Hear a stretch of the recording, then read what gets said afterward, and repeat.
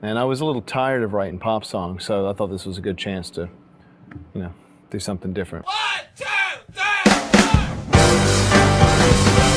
I've been really into Ben Folds 5 lately, and I honestly don't think there's any other band quite like them. Their sound is this really weird mixture of jazz, pop, and rock, and they've definitely embraced that, as in their early years they described themselves as punk rock for sissies. The group consists of bassist Robert Sledge, drummer Darren Jesse, and of course pianist Ben Folds. They have the technical ability and improvisational skills of an old school jazz trio, the sentimentality of a pop group, and the attitude and vulgarity of a 1990s punk band. Which they were.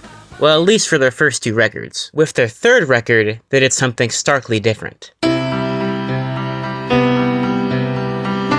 The unauthorized biography of Reinhold Messner was released in 1999 as a follow-up to their very successful sophomore album, Whatever and Never Amen. And upon its release, people didn't really know what to make of it. The raw and chaotic energy of their first two albums had been replaced with this much sleeker and almost theatrical sort of sound. The heavy usage of string arrangements and brass sections was clear right off the bat, as well as the change in tone. Reinhold is a much darker and more pensive record that has a much more serious vibe when compared to the band's past work. It has running themes of isolation, regret, depression, and disassociation. In terms of the shift in tone, I'd compare Reinhold to albums like Pinkerton by Weezer and 13 by Blur, where a band that's usually pretty lighthearted goes into much darker territory. The way this album was made was also different. It came from fragments of songs that Ben wrote and was apparently meant to be one long piece made from all those connected tidbits. And you can definitely see glimpses of that concept in certain points of the album. I mean, it's a borderline concept album, and there's a non-linear story within it if you look deep enough, which some people have managed to decode. This record is by far their most ambitious, but does it live up to those ambitions?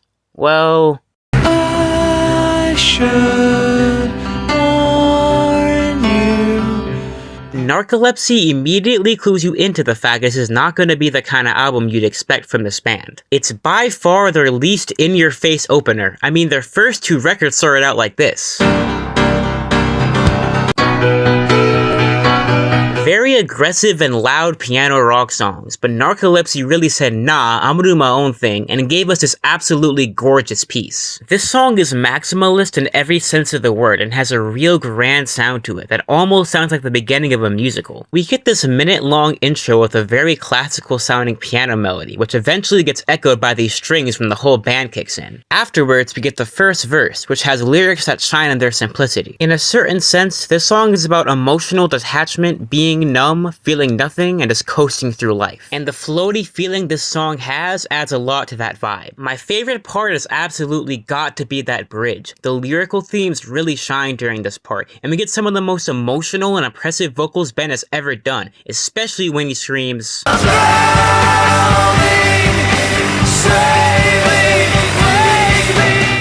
This song is haunting in the best way possible, and it's the perfect way to open this record. Sometimes I get the feeling that I won't be on this planet for very long. Don't Change Your Plans is the perfect song to follow up Narcolepsy with, and I consider it to be the best song in the entire album, as well as a top 10 Ben Folds 5 song in general. This thing is a genuine work of art. This might be the most melodically rich thing these guys have ever written. I mean, the song has 3 different key changes, and the way they go about it is just so seamless, and if you know me, you know I'm a huge fan of seamless modulation. This also might be one of my favorite opening lines to any song ever. Sometimes I get the feeling that I won't be on this planet for very long. I really like it here. I'm quite attached to it. I hope I'm wrong. Much like the first track, these lyrics are simple but insanely effective in the emotion they're meant to evoke. This song seems to continue the themes present in the last, but elaborates and specifies a bit more. The instrumentation is as stellar as always, especially that trumpet solo during the bridge, and once again, these are some of Ben's best vocals. Especially during those bits where he goes up and down from his falsetto to his full voice. I don't use this word lightly, but this song is perfect. Simple as that. Best song on the record.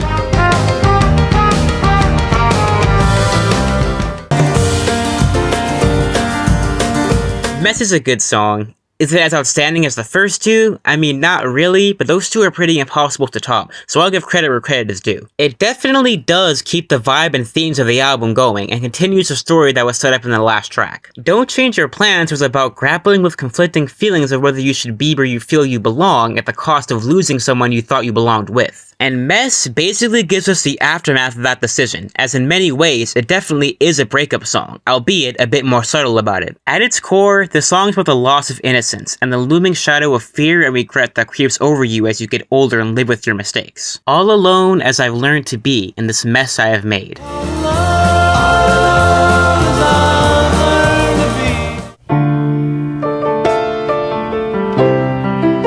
In an album full of depressing songs, this one takes the cake as the most heartbreaking. The song was actually written by Darren Jesse, and it's beautiful in such a unique way. It's about losing someone you love to suicide, which isn't obvious automatically, but you can definitely see that meaning when you read into the abstract lyrics. There isn't anything flashy about this song. It's mainly carried by its piano and the bass drum that comes in during each chorus. Speaking of the chorus, its main melody is absolutely beautiful and heartfelt in its delivery, much like the rest of the song.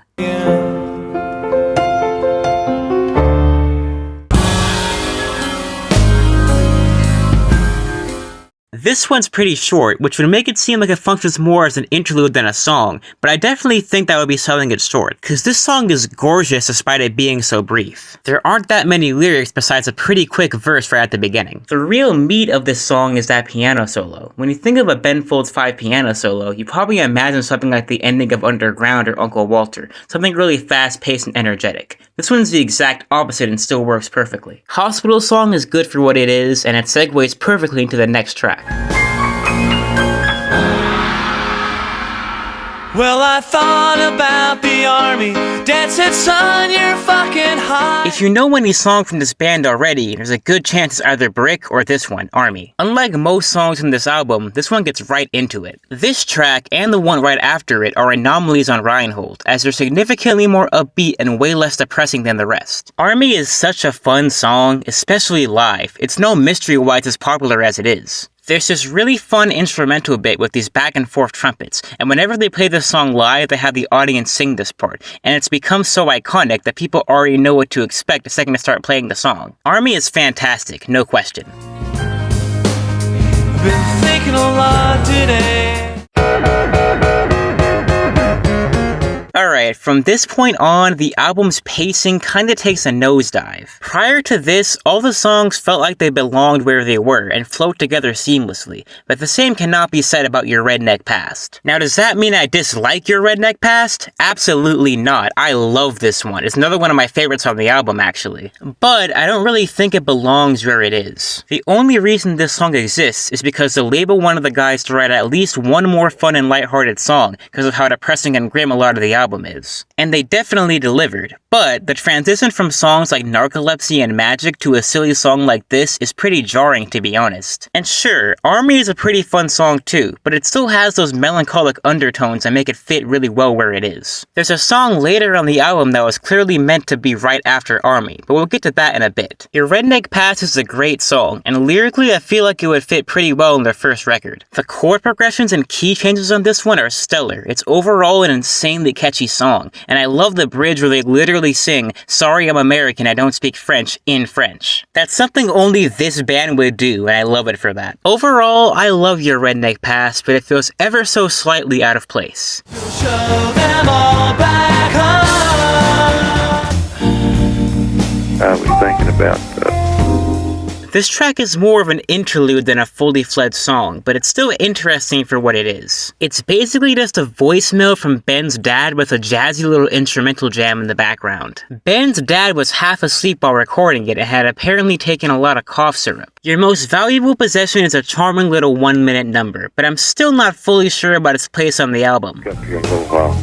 Forget what I was thinking about. I thought about sitting on the floor in second grade. Right from the beginning of this track, you can automatically tell that it was originally meant to come right after Army. It's in the same key, it has the same chord progression as Army's hook, and it starts out in the same way that Army ends. Plus, the outro was an obvious callback to the outro of Hospital Song. It's clear that Hospital Song, Army, and Regrets were meant to form a trio, and why they decided to put 2 tracks in front of Regrets is beyond me, but it was definitely an odd choice. This is what I mean about pacing. I feel like this album was a bit less cohesive after Army, and it never really gets that cohesion back. Despite that though, Regrets is still a great track with a really unique vibe. The ending has always sounded very Pink Floydish to me, and overall, this track feels one of a kind in many ways.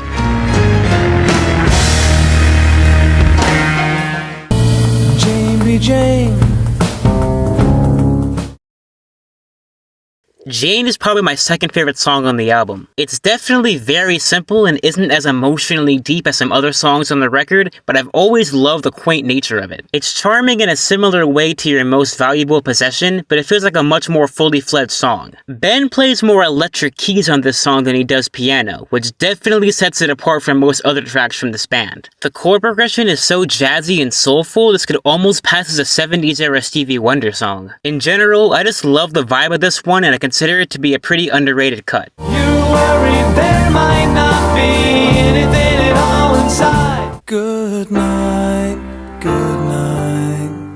Oddly enough, we've already reached the end of the album. This is why I'd say this album is almost a masterpiece, because I feel like it has all the elements required to be this band's magnum opus, but doesn't quite get there. There's no point where the album gets bad, since all of these songs are great, but I do feel like towards the middle, the album loses a lot of the momentum it was building, and just ends way too quickly. Still, Lullaby makes for a pretty good closer. It's not one of my favorites, but I can definitely appreciate it for what it is, especially that beautiful instrumental section where the horns and strings come in. Lullaby works well enough.